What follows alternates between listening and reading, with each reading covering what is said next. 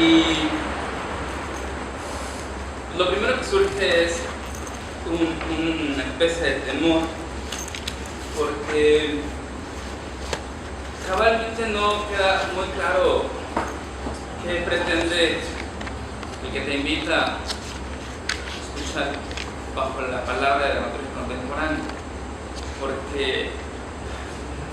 pensar en si se refiere a lo que está cronológicamente ocurriendo de manera simultánea o se refiere realmente a la idea de lo contemporáneo, tomándolo como la resultante del siglo pasado, ¿no? Lo curioso es que al pensar más sobre cuál sería la línea más interesante para que el que escucha, pues caigo en la cuenta de que aun cuando los tiempos sí marcan una distancia entre lo que ocurrió hacia México, el desfase de los tiempos permite empatar de una manera muy extraña las manifestaciones de los formatos de escritura. A lo que voy con eso es la dramaturgia mexicana del siglo pasado, pensando en la producción de los 80s y la de los 90s, es una dramaturgia que da la impresión de que se rige bajo un patrón establecido de manera casi dogmática por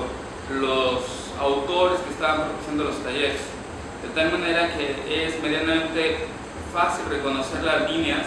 de construcción de esos momentos, ¿no? Por eso los líderes de esos talleres son los que van a estar en el escenario en ese sentido, ¿no? Que Vicente Leñero sería el primero de todos y que de ahí va a contaminar mucho, ¿no?, hacia toda la gente que pasó por sus talleres: Hugo Argüelles, González Dávila y otros más. Pero finalmente la dramaturgia que está ocurriendo en esa época es una dramaturgia que tiene una particularidad, que es una dramaturgia que no está siendo del todo escuchada. A lo que yo me refiero con eso es que me es casi imposible hablar sobre lo que podríamos decir de la que es la dramaturgia contemporánea y los formatos de la misma en este México si no damos una breve visita a lo que nace o lo que va a permitir que podamos hablar de una dramaturgia contemporánea. Y ahí lo primero que tiene que venir a la mesa es el dominio absoluto de los directores. A partir de los años 70 surge una corriente, no solamente en México, sino a nivel mundial, donde los directores van a tomar un control totalitario hacia la puesta en escena. Y los autores van a tener dos caminos a elegir: o ceden a la voluntad de los directores, donde los textos no son precisamente leídos ni respetados, o se convierten en entidades marginales. Hay un caso muy particular de la dramaturgia mexicana de esa época, porque tengo la sensación de que logró coexistir involucrándose con los directores, pero también de cierta manera manteniéndose al margen, que es el caso de Rascón Banda. Otros que se mantuvieron inamovibles, como sería el caso de Hugo Argüelles o Hugo Iriart, y otros que tuvieron la habilidad de convencer a los directores, sería otra vez hablar de Vicente Leñero. Pero fuera de eso, todos los demás estarían cobijados de cierta manera. Hay casos particulares, como Oscar Villegas, por ejemplo, y otros, que siguen generando su dramaturgia y su forma de hacer teatro en los estados de manera un poco autónoma, es decir, no tan sujetos al yugo de la dirección. Pero en términos generales sería ese el panorama. Cuando llegamos a finales de los 80s y llegamos a los 90s, va a ocurrir algo que desde mi lectura va a ser el primer golpe para transformar la forma de construir dramaturgia, y ese es el trabajo que hacen en mancuerna Luis Mario Moncada con Martina Costa, con Cartas al Exceso Adolescente, donde se atreven a arriesgar mucho más en la escena. Lo interesante de ese trabajo más allá de los resultados, o sea, más allá de lo que uno pueda decir sobre los resultados en concreto, lo que va a ser este primer gran golpe para renovar o mover, sacudir la dramaturgia, es el atrevimiento de ellos dos, y que se da una colaboración muy equilibrada. Aquí tengo que regresar otra vez al pasado, ¿no? Porque ustedes, como podrán ver los libros de historia, pues Leñero trabajaba muy de la mano con Retes, por ejemplo, en la construcción. Sin embargo, lo hacían desde los ámbitos en los cuales está estipulado en el programa de mano. Retes dirigía, Leñero escribía. Él le pasaba o él le daba el material y Retes hacía lo que su dirección le pedía. En el caso de Moncada y Luis Mario no es de esa manera la colaboración que se da, sino es una colaboración más simbiótica. Martínez en la dirección, Moncada en la dramaturgia, pero no trabajan de manera separada. Son de esas primeras mancuernas donde la construcción del texto llega a tener puntos que en algún momento sería difícil poder nombrar al autor de ciertas partes, dada la colaboración tan estrecha en la que se trabaja. Eso va a abrir la posibilidad de tener una nueva forma de relacionarse con los sucedores. Ya las jerarquías comienzan a decir que es una de las cosas que mayor repercuten en poder liberar a la dramaturgia de los viejos formatos y hacer todo lo que va a venir después, que es la consolidación del programa Jóvenes Creadores. Y esto es por lo siguiente, porque previo a un programa como ese, los dramaturgos, desde mi punto de vista, son tímidos. Y son tímidos porque no pueden enlistarse con los directores o con los posibles directores, porque todavía está un poco la sombra de que hay que convencer a una persona, que en este caso el director, para que el texto pueda llegar a ser. Porque en ese momento, el que un autor montara su propio texto no es del todo un formato de trabajo. Sí los hay, como en todos casos, pero no es la costumbre. Con el surgimiento de jóvenes de creadores, lo que le va a permitir a los autores es que sus textos tengan salida independientemente si le gustan o no a un director. Y eso va a permitir que la exploración sobre los formatos ya responda más a las iniciativas o los gustos del autor y no a querer complacer a un director. Bajo esta modalidad, que yo la veo como el periodo de libertad creadora en cuanto al autor vuelve a recuperar su voz paulatinamente, pues van a forjarse toda esta serie de dramaturgos que son de cierta manera los responsables, maestros, tutores o como se les quiera llamar, de la dramaturgia que va a empezar a ocurrir en el siglo que comienza en el año 2001.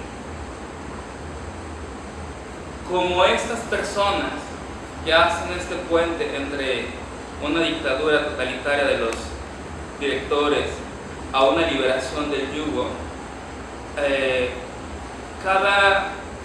uno va a proponer formas de acercarse a la dramaturgia donde lo que más destaca de ese periodo es romper la idea de los talleres únicos. A lo que yo me refiero con eso es, empieza a tumbarse la idea de que si tú estás en el taller de A, te invalida totalmente para estar en el taller de B. Lo que proponen de cierta manera todas estas personas que están escribiendo dramaturgia en los 90 es lo contrario, es la contaminación de los talleres. De hecho, surgen esta posibilidad de tomar taller con dos personas que en lo público son enemigos o contrarios, sin que te anulen ellos sabiendo que tú estás en el taller del otro. Digo, siempre vendrán los chistes, los comentarios de cómo es que estás allá, pero no se restringe, ya no está prohibido que uno pueda estar tomando un taller con una dramaturga y la semana siguiente con otro dramaturgo que sabes que se odian.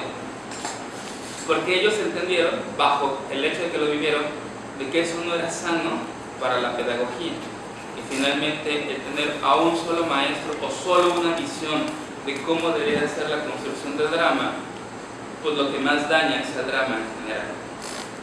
Todo esto es para plantear entonces que desde la visión que tengo sobre el fenómeno,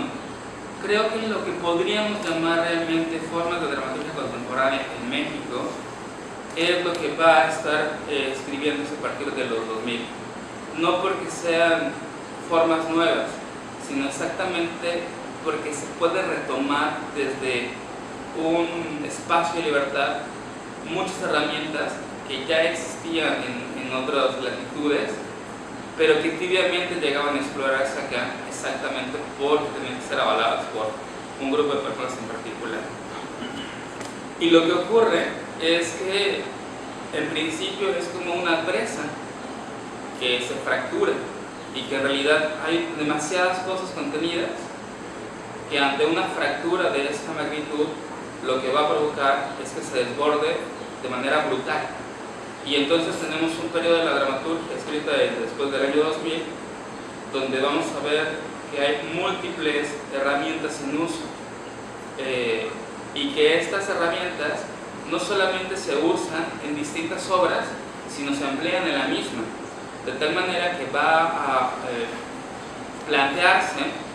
que una de las características de la dramaturgia mexicana del año 2000 al 2010, por decir algún periodo, es que es barroca, en el sentido de lo sobrecargado, y no tanto porque haya muchas figuras retóricas en la construcción, sino porque los recursos o el uso de las herramientas no es del todo limpio, y no lo es porque estamos en la libertad. Entonces podemos hacer hibridaciones como se quieran, pero exactamente esa querer vivir la libertad a toda costa va a provocar que algunos textos tengan ciertos excesos en el uso de las herramientas. Ahorita explicaré eso. Para ese final de esa primera década del año 2000, lo que vamos a ver es exactamente el mismo fenómeno de la presa. Una vez que todo el contenido comienza a desbordarse en primer momento con una brutalidad y la fuerza de por lo que se ha contenido, va a comenzar a canalizarse. Y lo maravilloso de eso es que cuando empiece a canalizarse, los formatos van a ser mucho más legibles en cuanto al empleo de las herramientas. Y ahí va a haber una gran aportación de la dramaturgia mexicana para las herramientas que no son propias en principio, pero que rápidamente se vuelven parte de la identidad de lo que podríamos llamar la teatralidad, por lo menos en términos genéricos, de la República Mexicana. Y también ocurre una cosa, que sería el tercer elemento en cuestión, que va a dar o va a permitir poder plantear características sobre el formato de la dramaturgia contemporánea, que es los modos de producción. Se rompen muchos tabús sobre la posibilidad de alcanzar espacios y también se comienza a pensar que ya no es tan necesario llegar a determinados espacios, y eso va a permitir que las compañías o los grupos teatrales comiencen a desarrollar puestas en escena que van a satisfacer más a las inquietudes del grupo que a los programadores o a las instituciones. Y también coincide particularmente en la Ciudad de México con el fortalecimiento del Foro La Gruta, con la aparición y con la aparición bajo la administración de Boris Sturman de la Capilla, por citar dos espacios que van a ser el cobijo de estos grupos y por consiguiente de ciertos autores que van a estar generando los pilares de aquello que llamaremos la dramaturgia contemporánea. Y estas dos personas en particular van a hacer una aportación que va a consolidar el empleo de las herramientas, que es los encuentros, ¿no? Particularmente la Semana Internacional de la Dramaturgia, que va a ser la semilla, de cierta manera, para lo que en su momento fue la muestra de la dramaturgia o el Festival de la Dramaturgia en Querétaro, y un formato que comenzó a replicarse tanto en Monterrey en algún momento y que ahora se convirtió en la Semana de la Dramaturgia, pero que bueno, está en Guadalajara actualmente, y que a su vez, ¿dónde es Guadalajara? Estuvo en Guadalajara. La mudamos a Tijuana. ahora ya está en Tijuana, pero que a su vez ha repercutido en que ahora hay una semana estatal en Morelia, y hay una semana estatal en Jalapa, y habrá una semana estatal en todas las zonas donde haya gente que quiera aportar algo hacia la contaminación y el encuentro. Y creo que eso es muy valioso, porque son iniciativas que no surgen necesariamente de las instituciones, sino a partir de los deseos de particulares que logran contaminar el desarrollo de las instituciones, y van a lograrse, pero van a poder lograrse estos encuentros o estas posibilidades porque hay con qué llenarlas, que es un poco curioso sobre lo que decía Arturo hace rato. A lo que yo me refiero con que hay con qué llenarlas es porque la dramaturgia mexicana está en una época donde está latiendo con mucha fuerza, y está latiendo con mucha fuerza porque no es homogéneo. Esto que en el principio de este siglo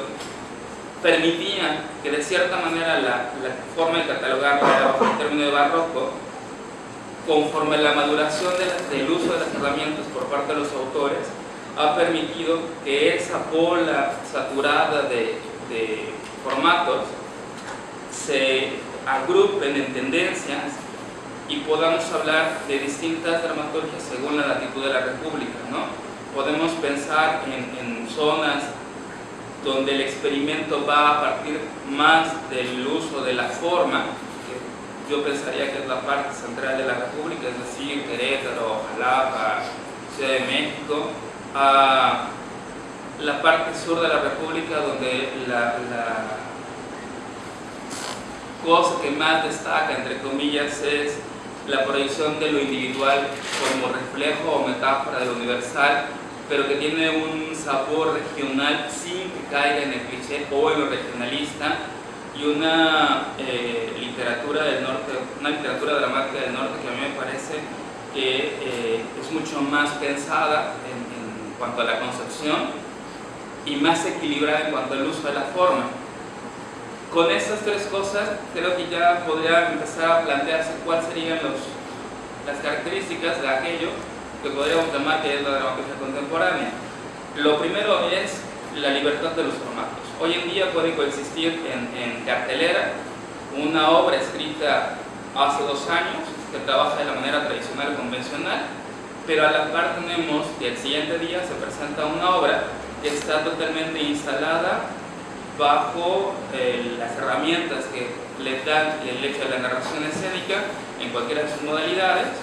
y el tercer día podemos tener una obra que se sostiene a partir de jugar con la suma de viñetas, tratando de hacer una explosión de sentido más desde el aspecto sensorial que desde el relato mismo, ¿no?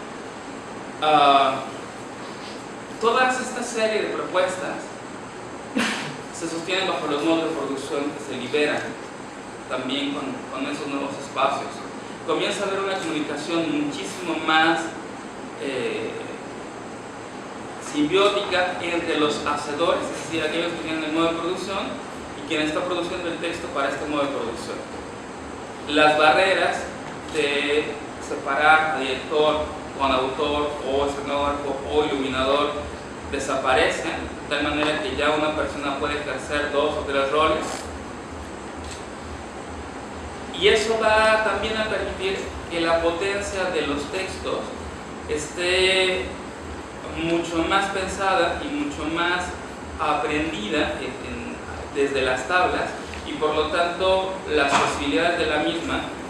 pueden rebasar la expectativa porque son herederas de la creación in situ de la teatralidad propuesta. Todo esto no se puede lograr si no tenemos en nuestro baúl de herramientas como dramaturgos hoy en día la posibilidad de hacer hibridaciones o textos contaminados. A lo que me refiero con ello es, ya no es de extrañar pensar en tener textos como los de Diego Álvarez, donde lo que estamos viendo son el uso de las herramientas de narración escénica intervenidos por fragmentos de documentales crudos, o sea, crudos en el sentido de no ficcionalizados. Realmente hay un trabajo de investigación donde se genera una base de estadísticas, o lo que llamaríamos datos duros, y que esos están insertos en una estructura que está trabajando a partir del uso de la narración, pero que a la vez la estructura de narración lo que está trabajando es una línea de relato donde se adelgaza esta para potenciar la sensibilidad del espectador hacia la necesidad de relato apoyada con la intervención de lo que aporta el documental, o tener fenómenos donde la exploración comienza a ser más hacia lo que llamaríamos la dramaturgia del actor, es decir, textos que regularmente se parten de textos clásicos, ya sean los griegos, sea Shakespeare, que se convoca un dramaturgo para que los dinamite, y a partir de las necesidades del director, el dramaturgo va a dejar solamente estas delgadas líneas que le permiten al director ya sea trabajar sobre la línea de relato o sobre cualidades de los personajes, para que una vez que esto llegue a escena se traduzca en un manejo corporal del actor sosteniendo el discurso emotivo, sobre todo, más que el discurso o más que la preocupación por mantener el relato del texto original. Mucho de este trabajo solo se puede llegar a escena en la suma de voluntades, partiendo de una dramaturgia que es sumamente abierta. A lo que yo me refiero es que si nosotros llegáramos a ver textos de esos montajes, estarían mucho más cercanos a lo que tiempo atrás, hace 20 años, se conocía como partitura escénica, pero que en realidad hoy se valora ya no solo como una partitura escénica, sino como la dramaturgia misma, pero que es una dramaturgia que constantemente tiene los puntos suspensivos, porque desde su creación, es decir, desde el momento en que el autor está trabajando el material de palabra o de texto, tiene que dejar los huecos para que llegue la dramaturgia del actor y se enganche con estos huecos o ganchos que deja el dramaturgo y pueda existir en escena este tipo de experiencias muy concretas. O por otra parte, tenemos que hay autores que están tomando como forma de construcción en principio la estructura que permite la narración escénica para sobre eso empezar a colocar insertos de modalidades que son mucho más cercanas a un guión audiovisual, pensando concretamente en lo que hace un autor de Querétaro, Imanol, que de pronto trabaja una línea de relato medianamente tradicional, convencional, pero genera los huecos para aplicar lo que él está como planteando, que es un formato de serie de televisión,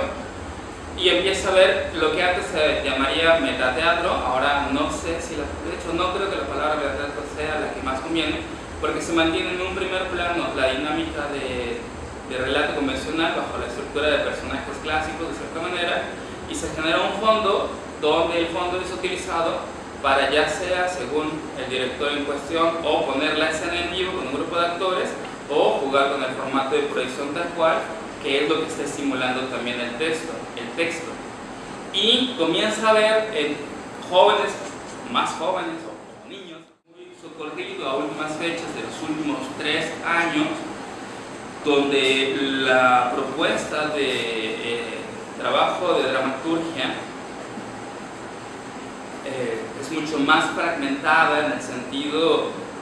de la apropiación del vértigo temporal que da hoy en día las redes sociales. A lo que yo me refiero con eso es que cada vez se ve más en los textos recientes estructuras mucho más meditadas que permiten que desarrollen los relatos a partir del uso, por ejemplo, del Twitter. Hay un texto de una autora, Jimena M. Vázquez, que pues es una cosa muy interesante ver qué pasaría con escena, porque toda su obra está construida a partir del uso del Twitter. Sus personajes trabajan mandando 140 caracteres máximo, y el relato se construye a partir de cómo los tweets de los distintos personajes pueden ser registrados por un lector, partiendo también de un juego sobre Shakespeare o ciertas obras de Shakespeare. O hay otros trabajos donde lo que están proponiendo los autores son la traducción que ellos hacen de un formato tipo Facebook, con la línea de tiempo, con los mensajes privados, sobre una estructura que se sostiene con la creación de personajes complejos. Todas estas cosas terminan siendo posibles porque los modos de producción de hoy en día ya no son diseñados para llegar a salas convencionales, sino la propuesta de la gente que está involucrándose en los fenómenos ha pensado en sacar al fenómeno escénico de los espacios convencionales, cosa que no es nueva, porque también eso pasó hace 20 años o 30. Pero lo que es muy interesante de esta nueva modalidad que está surgiendo es que los autores son más hábiles en el sentido de trabajar directamente para la propuesta del modelo de producción. De tal manera que si el director o el productor o aquel que convoca sabe que el espacio de trabajo es un vagón de metro que no se mueve, lo que está proponiendo el autor ahora es explotar las cualidades espaciales del vagón y no solamente montar un texto que pueda significar hoy en el vagón y mañana en la gruta. Esto es posible porque no podríamos hablar de una dramaturgia mexicana contemporánea si no hablamos de escuelas, y no me refiero a edificios o instituciones, sino a posibilidades de pensar y hacer la dramaturgia. Durante mucho tiempo, la dramaturgia mexicana terminaba emulando sobre todo la europea. Si nos regresamos al juego de la frase, bien alguien podría ser muy tramposo y decir, yo les voy a hablar de Villarreal, ¿no? Porque pues, propiamente la dramaturgia contemporánea es la de ellos, la de ese grupo de personas que surgió en 1940 y que formó su grupo de los contemporáneos, que pues de cierta manera van a ser los pilares de que el teatro mexicano evolucione gracias a toda la contaminación que ellos van a hacer al estar traduciendo a los autores europeos. Lo que también hacen ellos, para bien o para mal, es pues, marcar que el modelo de construcción es aspiracional bajo un modelo ajeno, ¿no? Como en este caso los europeos. Y bueno, de ahí para el real, pues, los modelos imitarían esos. A partir de que la dramaturgia se puede estudiar, e insisto, no a partir de una institución, sino de que se dan estos encuentros, talleres, cursos, y se diversifica la posibilidad de que un autor en construcción pueda tomar talleres con distintos autores ya con mayor trayectoria,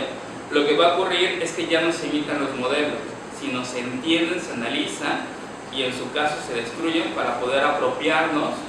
para que el autor nacional pueda apropiarse de eso, ¿no? Hoy en día podemos ver cómo comienza la narración escénica en México con textos de Garcías a emular de cierta manera, quizá no consciente, pero sí se puede registrar las coincidencias con textos alemanes de Chimenfelli, por ejemplo. Sin embargo, hoy en día podemos ver dramaturgia alemana, podemos ver dramaturgia mexicana y están muy empatadas, pero ya no por imitación, sino porque se ha logrado hacer que la gente estudie la dramaturgia. Entonces, cuando uno se pone a leer un texto de Anja Healy, no solamente lo quiere cantar, lo que ahora quieren hacer los autores es entender por qué se está construyendo de esa manera, y gracias a que han estudiado con distintos maestros o distintos dramaturgos, logran ubicar las herramientas que usó Healy para su texto y entonces poder tomar esas herramientas, construir un texto que aparentemente está dialogando con ella, pero no lo está imitando. Yo pensaría que afortunadamente la dramaturgia mexicana es contemporánea, y a lo que me refiero con eso sí es otra vez al recurso de la simultaneidad cronológica, es contemporánea ya con el resto del mundo. Ya a nivel de dramaturgia no hay un desfase. Y también los medios de comunicación han permitido que el contacto y la lectura de lo que está ocurriendo en África o en el Líbano llegue mucho más rápido, pero sobre todo, y lo que yo más celebro, es que cuando llegan estas dramaturgias, entre comillas, ajenas, el primer impulso de los autores ya no es imitarlo, es entenderlo, es poderla analizar y a partir de ver qué herramientas le funcionan al autor, construir una dramaturgia que de cierta manera, insisto, dialoga con ella, ¿no? En ese sentido, creo que vivimos una época, pues no sé si de oro, porque eso siempre queda como muy, muy votado, pero sí creo que vivimos una época privilegiada en el sentido de que los dramaturgos mexicanos dialogan de tú a tú con cualquier dramaturgo del resto del mundo. Y por otra parte, gracias a que la dramaturgia mexicana se ha fortalecido al tomar quizá los mejores elementos de textos ingleses, alemanes sobre todo, ha alcanzado un grado en el cual casi es indiscutible que es la mejor dramaturgia que se escribe en habla hispana y en muchos casos superior a otras lenguas. Pero lo que permite que esto sea así es que ya no hay una dramaturgia improvisada, ya no es una dramaturgia que solamente surge del corazón, tampoco es una dramaturgia que se escriba a partir del enfado social, y tampoco es una dramaturgia que está a expensas de convencer a un director o a una institución. Por el contrario, es una dramaturgia que no pierde la emotividad, pero que se construye desde la reflexión. Es una dramaturgia que no tiene miedo ni pudor para poder probar formatos que incluso le son ajenos en principio al texto dramático, y es una dramaturgia que cada vez convence más instituciones y a directores para que ésta llegue a los escenarios. Es muy difícil poder hablar de una dramaturgia que tenga 10 puntos para ser catalogada, porque de hacerlo, en mi caso, pues estaría hablando quizá de la dramaturgia que se escribe en la zona centro del país. A pesar de que conozco textos de autores para poder decir lo que dije hace unos minutos sobre esas 3 regiones que yo veo en términos generales, pues es a partir de destellos. No hay el material suficiente para poder ver cuáles son las características particulares de hablar de una dramaturgia nacional bajo 10 lineamientos, ¿no? Lo que sí se puede hacer es, insisto, ver que las cualidades que comparten desde Tijuana hasta Mérida es la profesionalización de la dramaturgia. Y una dramaturgia que se estudia, que se mira a sí misma no para deleitarse, sino para cuestionarse los formatos y las herramientas, pues es una dramaturgia